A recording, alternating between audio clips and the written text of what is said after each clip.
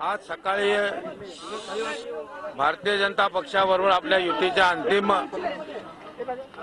बोलण्याकरता जिथे आम्ही थांबलो होतो, मी आणि अनिल देसाई, आदरणीय उद्धवजींच्या आदेशानुसार काल पहाटे 3 वाजेपर्यंत आमच्यामध्ये जे वाद होते त्या वादाचं उत्तर घेऊन आज आम्ही बसलो होतो।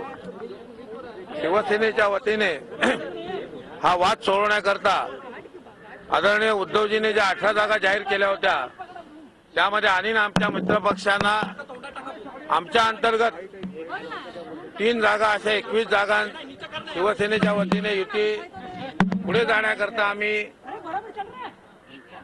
स्वतःही मान्यता दिली होती। आमचा अंतिम प्रस्ताव तयार करण्यासंदर्भात बोलणी झाली होती। म्हणजे नक्की आम्ही मित्रपक्षांच्या आणि त्यांच्या जागांच्या संदर्भात म्हणजे भाजपच्या यादी बनवत आम्ही आता जवळजवळ बसलो होतो। तेव्हा म्हणून यादी तयार होऊन फॅक्स होऊन इकडे आमच्या हातात आली। त्याला जवळ 1.5 तास 2 तास आम्ही त्यांची वाट पाहिली। आता आम्हाला आपल्या माध्यमातून असं कळलं की महाराष्ट्राचे भारतीय जनता पक्षाचे प्रभारी धुडी नावाचे सन्माननीय कोणी सदस्य त्यांचे नेते आहेत, त्यांनी दिल्लीहून जाहीर केलंय। परंतु आम्ही इथे जे आमचं ठरलंय आणि एका जागेच्या संदर्भात फक्त अदलाबदलीचा विषय होता आणि युती निश्चित झाल्याची संकेत होते आणि बोलणे करण्याकरता 2-2.5 तास आम्ही वाट पाहिली आणि आपल्या देवीच्या माध्यमातून धुडी यांचा हा जो संदेश अख्ख्या देशभर फिरवलेला आहे युती तुटल्याचा, यातलं नक्की आम्हाला काही समीकरण कळलेलं नाही।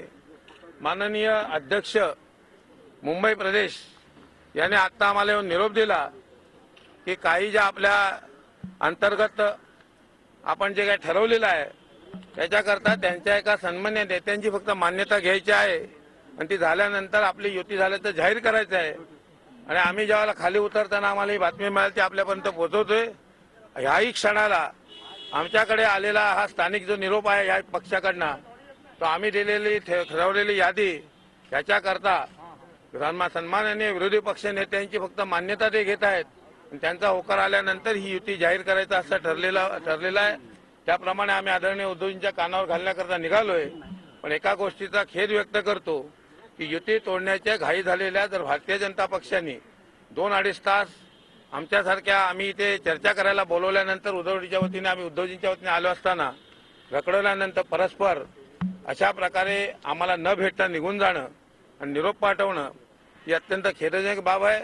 किंबहुना युती ठेवकायची नाही या संदर्भात त्यांनी प्रश्नचिन्ह निर्माण केलेले आहेत। तरी आजही आदरणीय उद्धवजींच्या वतीने आम्ही दिलेला अंतिम प्रस्ताव जो आमचा त्यांना दिलेला आहे, ज्याला तत्वता त्यांनी मान्यता दिली आहे, त्याची स्वीकारली तर माननीय उद्धवजींची चर्चा होऊन युती पुढे जाऊ शकेल। अन्यथा एकतर्फी युती ठेवायची का नाही याचा निर्णय जर भारतीय जनता पक्ष घेणार असेल तर त्याकरता शिवसेना आपल्या पद्धतीने निश्चित स्वरूपात आदरणीय उद्धवजींच्या नेतृत्वात त्याला योग्य ते उत्तर देईल। झी 24 तास रहा एक पाऊल पुढे।